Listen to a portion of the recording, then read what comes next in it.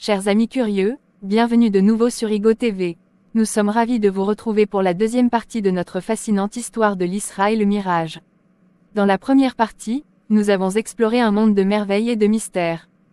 Aujourd'hui, préparez-vous à un voyage encore plus époustouflant, car nous allons poursuivre notre aventure avec le prophète Mohammed, que la paix soit sur lui, vers des horizons célestes.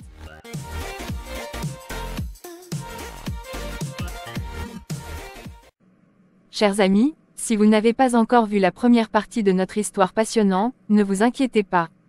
Vous pouvez la trouver dans notre liste de vidéos et la regarder en premier pour être pleinement immergé dans cette aventure incroyable. Attachez vos ceintures pour un récit rempli de révélations divines, d'enseignements précieux, et d'une foi inébranlable. L'histoire continue, et elle est encore plus passionnante que jamais.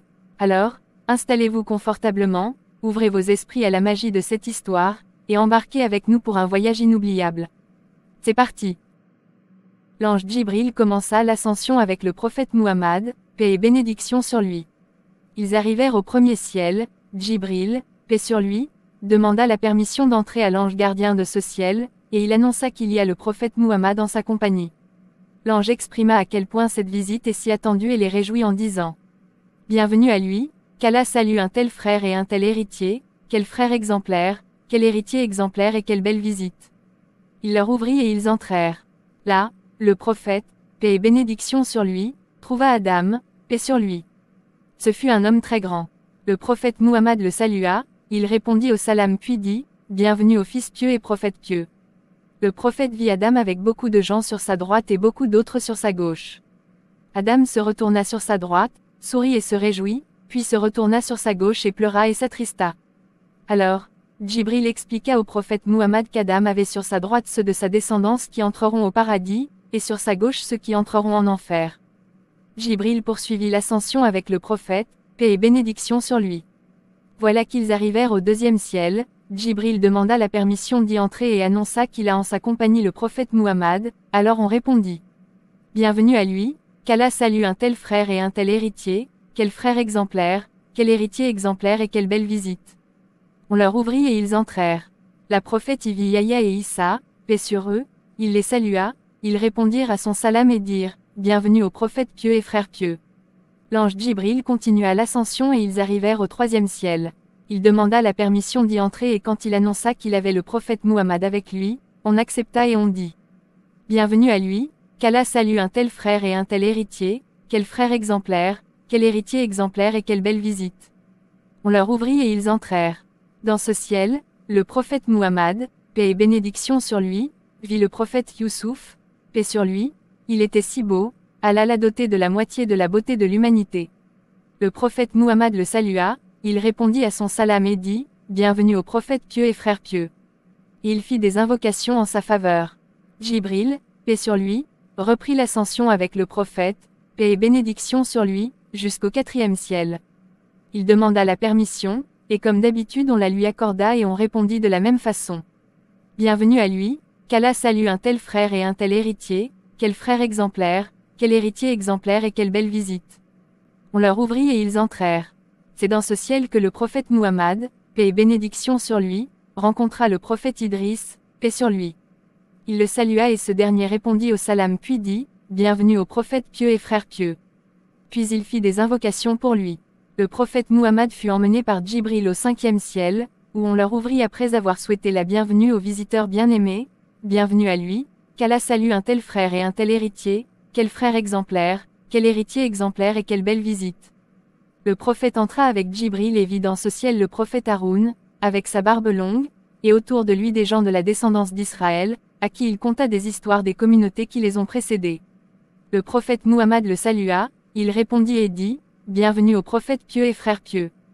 L'ascension se poursuivit et les voilà arrivés au sixième ciel. L'ange gardien du ciel fut ravi et honoré de recevoir ce hôte bien-aimé et exprima cela en disant: Bienvenue à lui, qu'Allah salue un tel frère et un tel héritier, quel frère exemplaire, quel héritier exemplaire et quelle belle visite. Il leur ouvrit et ils entrèrent. Dans ce ciel, le prophète Muhammad, paix et bénédiction sur lui, passa par plusieurs prophètes et vit avec eux les gens qui les ont suivis et ont cru à leur message. Certains étaient accompagnés par à peine une dizaine de personnes, ou plus, ou moins. D'autres étaient seuls. Puis il vit le prophète Moussa avec un grand nombre de personnes avec lui. Puis, on lui dit, lève la tête.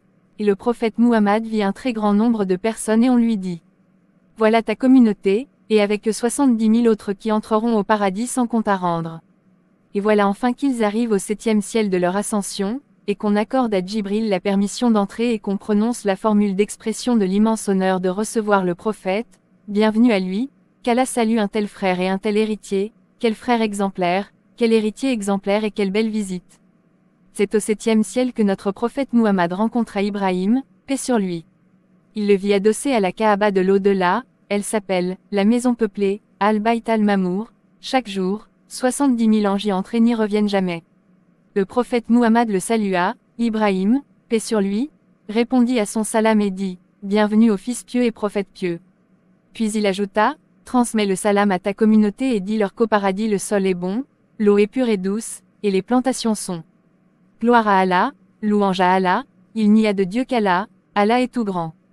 Puis ils arrivèrent au lotus de la limite, Sidratul Muntaha, ou l'arbre de la fin, un arbre merveilleusement beau et extrêmement géant, un chevalier parcourant à son ombre une distance pendant 70 ans ne parviendrait pas à arriver à l'autre bout de celle-ci. À cet instant du voyage, le prophète Muhammad, paix et bénédiction sur lui, vit Djibril sous sa vraie forme angélique. Il a 600 ailes, chacune d'elles remplit l'espace jusqu'à l'horizon, des perles et du saphir s'en éparpillent. À ce stade de l'ascension, le prophète Muhammad fut élevé à un niveau supérieur, auquel aucun ange ni prophète n'y aura l'honneur d'y accéder. Même Djibril s'est arrêté juste avant et a annoncé au prophète que s'il essaie de traverser ce niveau il sera brûlé par les lumières. Arrivant à ce niveau élevé, le prophète rencontra Allah, exalté, et il se prosterna et put lui parler directement. Allah lui annonça que lui et sa communauté devraient prier 50 fois par jour. Quand le prophète descendit aux autres cieux, le prophète Moussa le conseilla de revenir et de demander à Allah de lui alléger par peur que sa communauté ne puisse pas assurer 50 prières par jour. Il écouta son conseil et revint demander d'alléger le nombre. Allah allégea, puis le prophète redescendit et Moussa lui recommanda de demander à Dieu d'alléger encore, et ainsi de suite, jusqu'à ce qu'Allah lui annonça quelles sont 5 prières avec la récompense de 50. Après la fin de ce merveilleux voyage, le prophète revint à son lit, il le trouva encore chaud comme il l'a laissé, comme s'il ne s'est absenté que quelques instants ou qu'il était hors du temps qui est le nôtre. Dès le lendemain, le prophète a raconté aux siens, musulmans ou non, son voyage nocturne depuis la mosquée sacrée à la mosquée lointaine, à l'Aqsa, ainsi que son ascension vers les cieux, et que tout cela s'est déroulé en seulement une partie de la nuit. Tout le monde était surpris, mais les avis étaient mitigés. Les musulmans, de leur côté, étaient partagés, la plupart d'entre eux l'ont cru, et ce miracle a renforcé leur foi. Contrairement à certains à qui cette histoire a semé le doute dans leur esprit déjà faible et ils ont décidé de quitter l'islam. Quant aux mécréants, eux, ne l'ont pas cru, ils lui ont demandé de leur décrire la mosquée Al-Aqsa dans le détail, dans le but de le discrétiser et de montrer à tout le monde qu'il invente des histoires. Alors, Dieu lui a présenté devant lui une image complète et claire de la mosquée Al-Aqsa, comme s'il le visionnait en vrai devant lui. Le prophète commença à leur décrire tout détail par détail et cela les intrigua puisqu'ils ne s'y attendaient pas. Ainsi, à leur plus grande déception, le prophète, paix et bénédiction sur lui, commença à leur décrire la mosquée détail par détail et cela les intrigua puisqu'ils ne s'y attendaient pas. Comme cela ne leur suffisait pas, les mécréants voulaient trouver un autre moyen de prouver que le prophète n'a pas bougé de la nuit car ils ne concevaient pas que cela soit un miracle. Alors ils ont demandé au prophète de leur décrire une caravane de commerce qui était sur la route et de leur annoncer la date exacte de son arrivée. Dieu a présenté la caravane au prophète et il leur a donné des détails pour la décrire et leur a dit qu'elle arrive dans 3 jours, choses qui se sont révélées exactes. Et comme c'est au moment des épreuves et des situations difficiles que l'on peut reconnaître les vrais amis. Cette situation de miracle vécue par le prophète, a été l'occasion de montrer la véracité et la sincérité de foi de certains compagnons, comme par exemple Abou Bakr, à qui on est venu annoncer que son ami racontait telle histoire. Il leur a répondu que si c'est lui, le prophète Muhammad, paix et bénédiction sur lui, qui le dit alors il y croit, car il a confiance en tout ce qu'il raconte et tout ce qu'il dit. C'est après cet événement que Abou Bakr fut appelé As-Siddiq, le crédule, celui qui croit en tout ce que le prophète Muhammad, paix et bénédiction sur lui, dit et lui fait complètement confiance. Chers amis, l'histoire passionnante de l'Isra et le Mirage est désormais terminée, mais la bonne nouvelle est que de nouvelles aventures vous attendent. Chaque jour, nous publierons des blagues sous forme de questions et réponses dans de courtes vidéos pour vous faire rire aux éclats.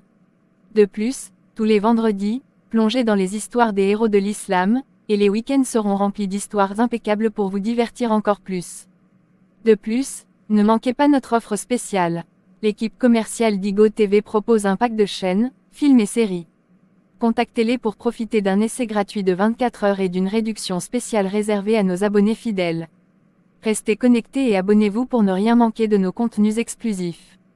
À bientôt, nos chers amis, pour de nouvelles aventures et du divertissement sans fin.